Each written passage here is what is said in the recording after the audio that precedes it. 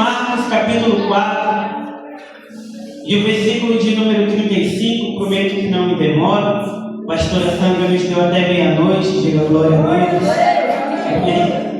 Evangelho de Marcos, o capítulo de número 4, versículo de número 35, quem achou que compreende com amém? Jesus apazigua a tempestade. E naquele dia, sendo já tarde, disse-lhes: passemos para o outro lado.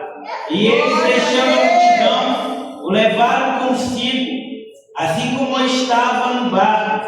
E havia também com ele outros barquinhos. E levantou-se grande temporal de vento, e subiam as ondas por cima do barco, de maneira que já se enchia de água. E ele estava na polpa, dormindo sobre uma almofada.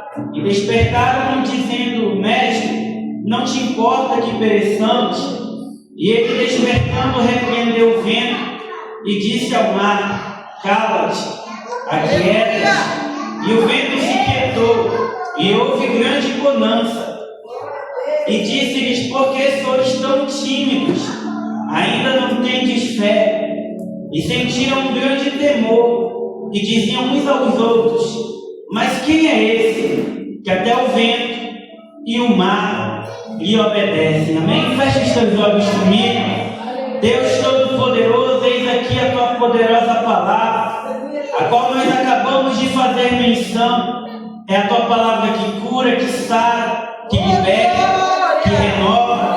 É a tua palavra que comunica a visão, constitui a mensagem. Senhor Deus, esse é o texto que por bondade e misericórdia o Senhor colocou no meu coração para compartilhar com a noiva do Cordeiro. Fala com cada um de nós nessa noite aquilo que tu queres falar. Se precisar exortar, exorta. Se precisar consolar, consola. Mas nós somos as ovelhas que estamos aqui para ouvir a tua voz. Fala com a nossa alma e ela viverá. E se você crer, senta, mas senta aplaudindo ao nome do Cordeiro de Deus, pois Ele é bom, Ele é maravilhoso e Ele está aqui neste lugar, amém?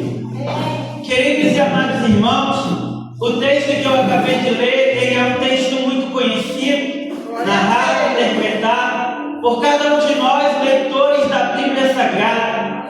Os 3 primeiros evangelhos do Novo Testamento são conhecidos como evangelhos sinóticos, porque Mateus, Marcos e Lucas, eles contam aproximadamente a mesma história, porém de um ângulo diferente. É necessário entendermos que todas as vezes que o Senhor nosso Deus, Ele separa alguém para uma grande obra, esse homem, essa mulher, esse jovem, esse adolescente, vai ter uma marca no seu ministério. Por exemplo, Mateus sempre vai ser visto como um cobrador de impostos. Porém, quando Jesus o chama para uma grande obra, ele apenas olha no Evangelho de Mateus, capítulo 9, e no versículo de número 9 ao versículo de número 13, e diz Levi, ou em outras traduções de Mateus, segue-me. É Jesus dizendo: deixa tudo para trás e segue aquele que é digno de toda honra e de toda glória. O evangelista Lucas, ele escreve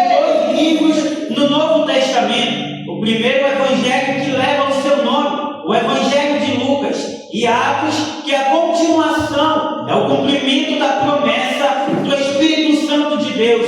E há também quem diga que João, ainda que conte uma história diferente dos 3 primeiros evangelhos, ele é alguém que interpreta, esquadrinha, entrega para a igreja primitiva aquilo que o Senhor quer falar, por bondade e por misericórdia. Porém, o Evangelho de Marcos, dentre os 4 evangelhos, ele é o menor, tem apenas 16 capítulos.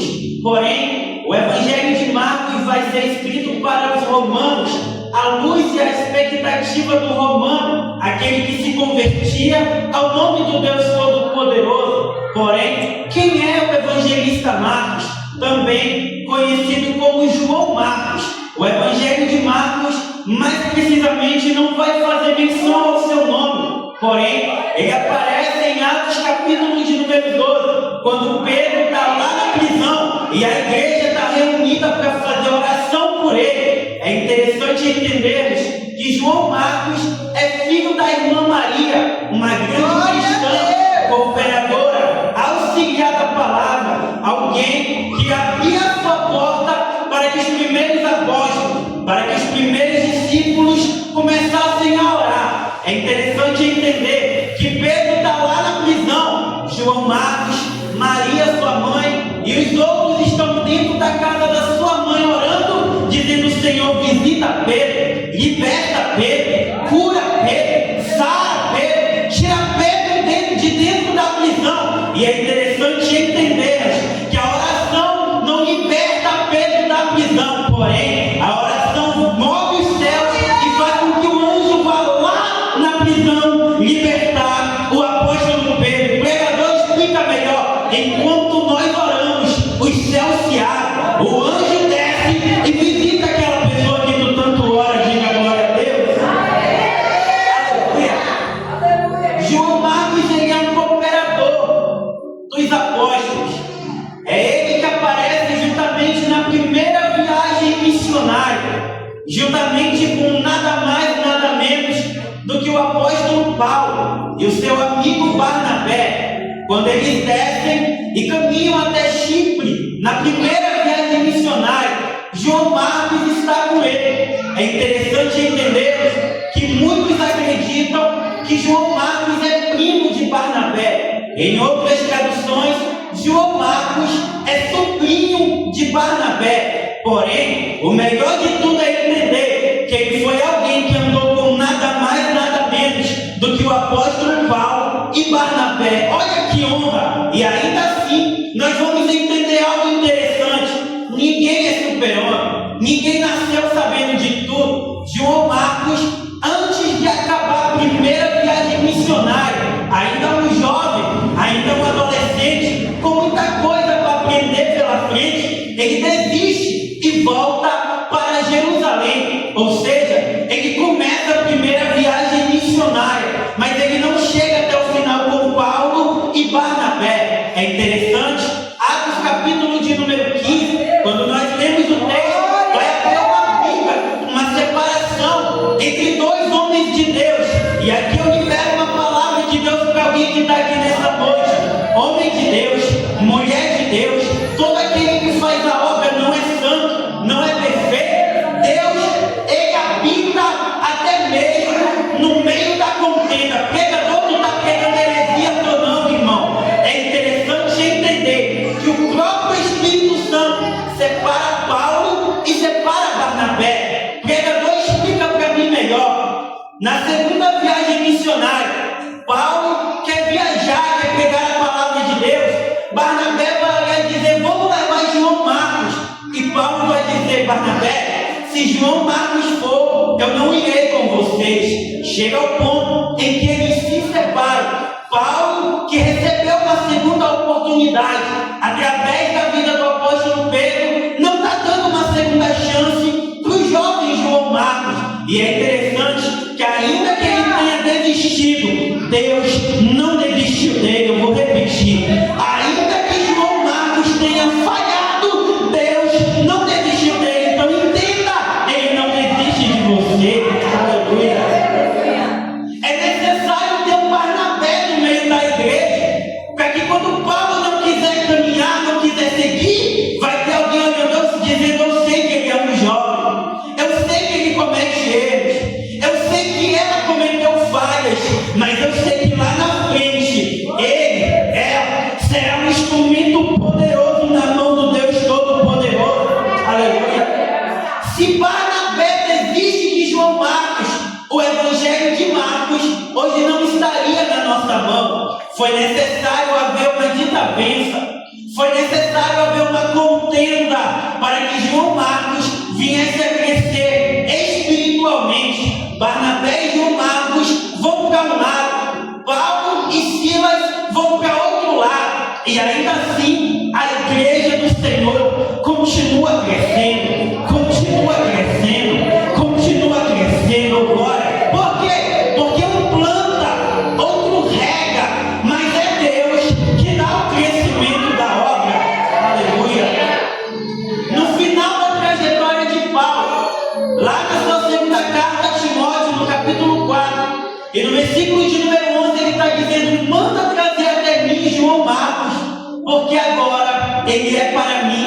alguém útil, alguém maduro, alguém que prega com autoridade, alguém que evangeliza com autoridade, alguém que fala assim diz o Senhor, e Deus opera na vida desse jovem. Porém, há quem diga que não era para ter um final feliz, mas Barnabé estava no meio da trajetória, porque assim como cada um de nós, no lugar em que você caiu, no lugar em que você falhou, no lugar em que você fraquejou, tinha um João Marcos orando pela tua vida, dizendo: Senhor, levanta esse jovem, levanta essa jovem, porque eu sei que ele vai ser um grande evangelista, eu sei que ela vai ser uma grande missionária, eu sei que quando ela abrir a boca, o teu nome será glorificado, porque nenhum de nós somos perfeitos.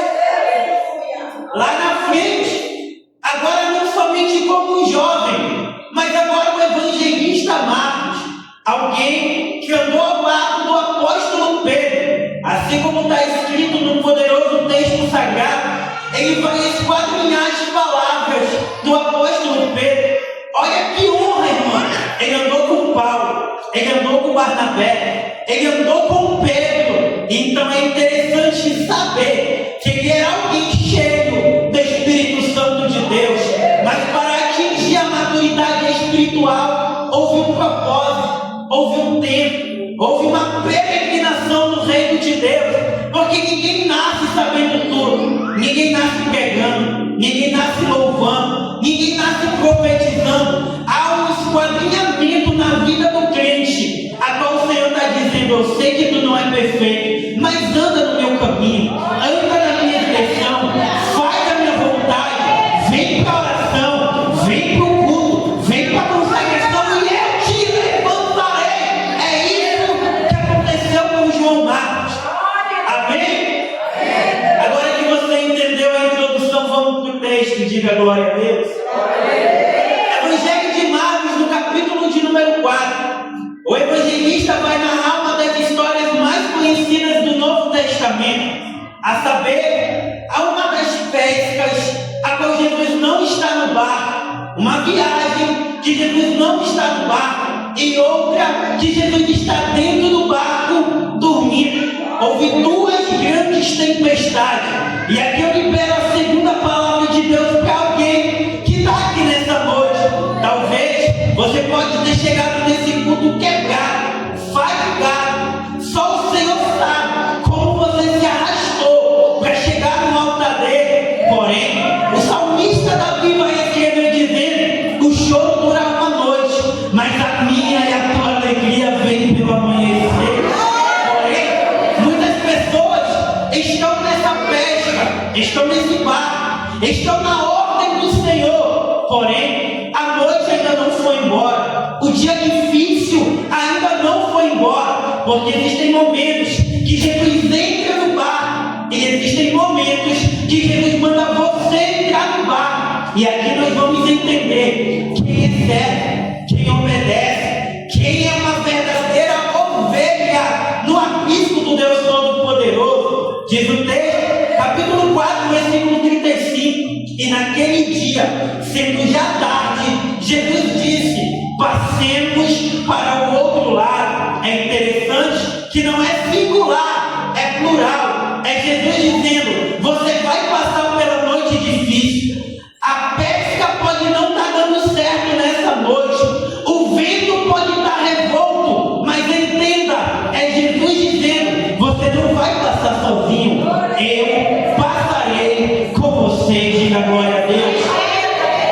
É interessante entender que o texto sagrado está dizendo que o dia já era tarde, mas não importa o quão esteja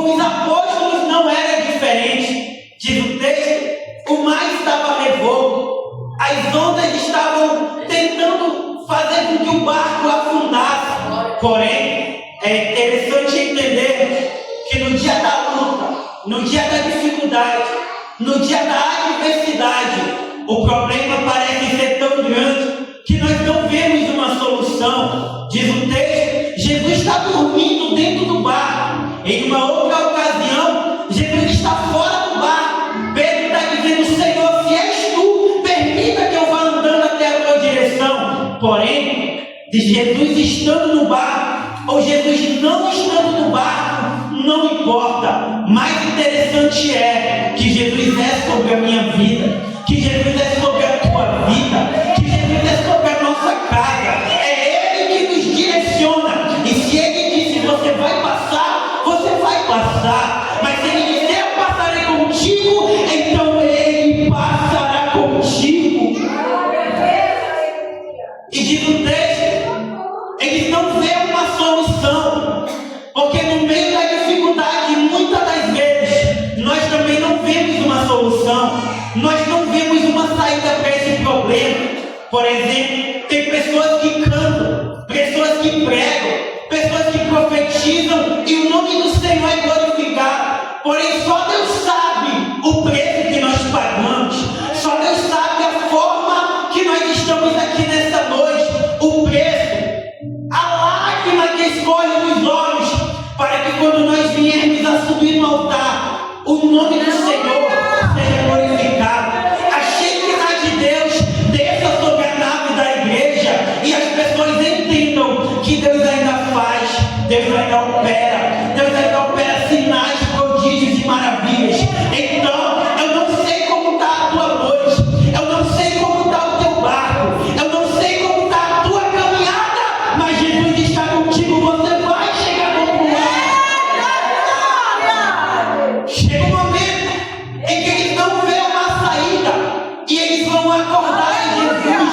É interessante que não vai um sozinho, é um dizendo para o outro, vamos até o mestre, porque ele saberá o que fazer. Porque no dia da adversidade, nós precisamos não esquecer que nós não estamos sozinhos. Deus colocou alguém na tua esquerda e na tua direita, para dizer, eu sei que tu está na luta, eu sei que tu está na prova, mas eu sou contigo, eu estou contigo. Nós vamos vencer essa luta, nós vamos vencer esse problema, nós vamos chegar ao outro lado e nós vamos cantar o hino da vitória. É isso que eles estão fazendo. Eles estão pegando um na mão do outro, mas não estão saindo da presença de Deus. Por quê? Porque quando o mar está revolto, quando as ondas estão tentando fazer o teu barco naufragar, muitas pessoas abandonam o barco. Só que mais interessante é entender que foi Jesus que mandou você entrar dentro do barco. É Ele que te chamou para uma grande obra. E Ele não é homem para que minta. Ele não é filho do homem para que se arrependa. Se Ele prometeu, Ele vai cumprir. Se Ele disse que você e toda a sua casa serviriam ao Senhor, vocês vão servir ao Senhor. Às vezes nós oramos e parece que nada acontece, parece que a noite não vai embora, parece que o sol não chega, parece que você nunca vai cantar o hino da vitória, parece que a porta nunca vai se abrir, parece que aquele drogado nunca vai sair da boca de fumo, parece que o marido que está na cachaça, na droga, no álcool, na prostituição não vai mudar. Mas entenda, enquanto você caminha para o outro lado, eu sinto a presença dele aqui nessa hora. Enquanto você caminha para o outro lado, ele segura pela tua mão direita, ele não deixa você afundar, ele não deixa você naufragar, ele te ajuda a chegar no outro lado. E diz o texto, eles vão acordar o mestre e dizer, Senhor, não te importa que nós pereçamos. O mestre se levanta. Sabe por quê? Porque certo dia, quando o primeiro diácono da igreja, o jovem Estevão, estava sendo apedrejado, ele viu o céu aberto e o Filho do Homem em pé à direita de Deus. E assim como ele se levantou,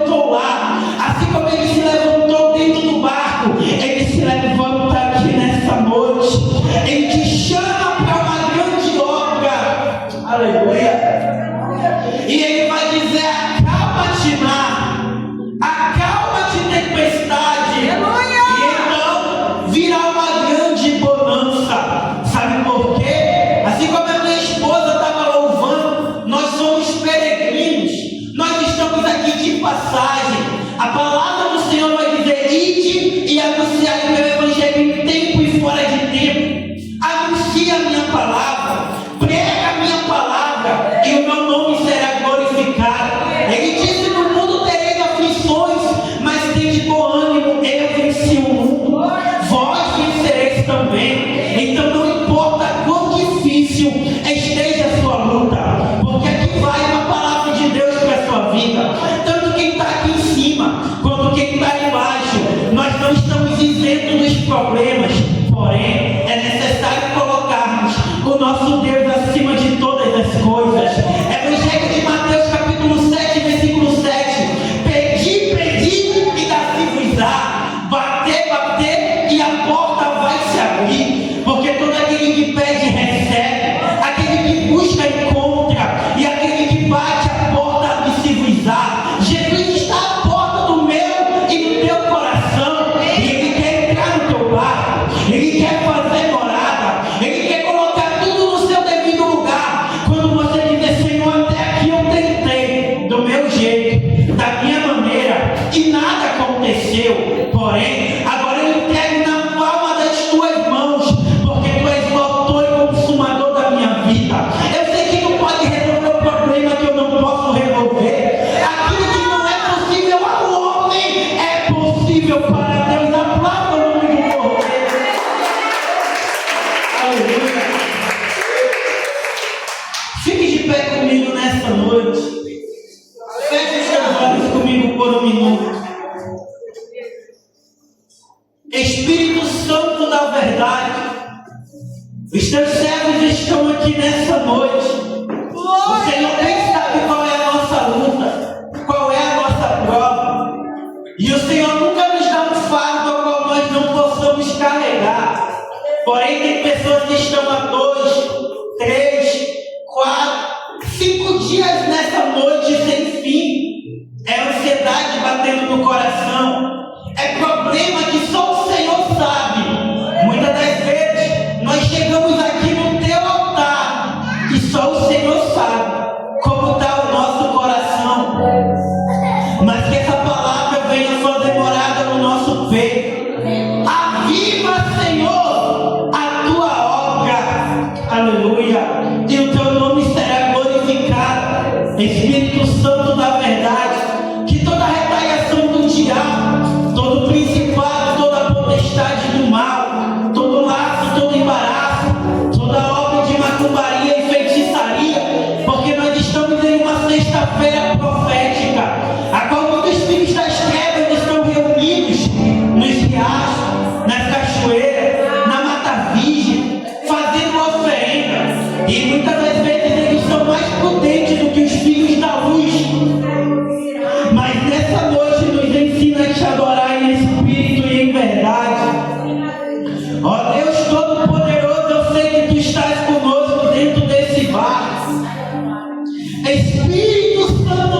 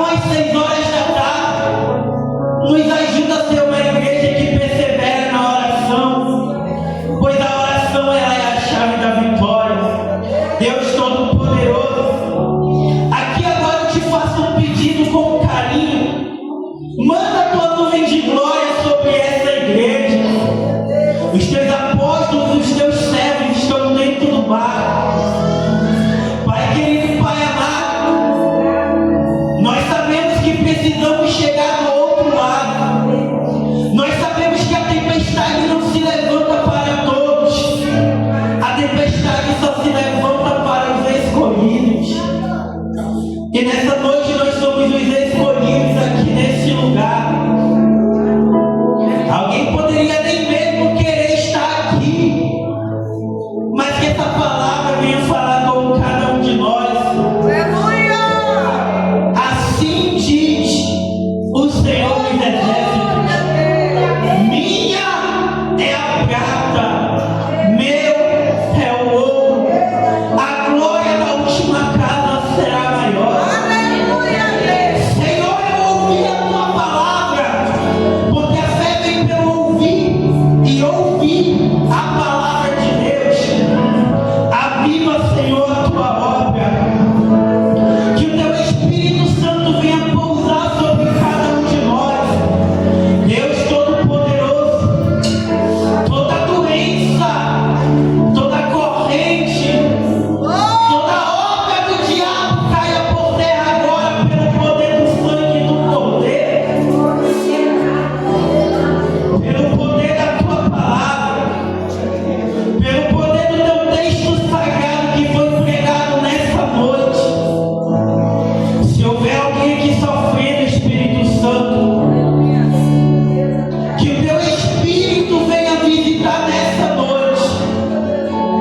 Seja bem-vindo, Espírito Santo de Deus.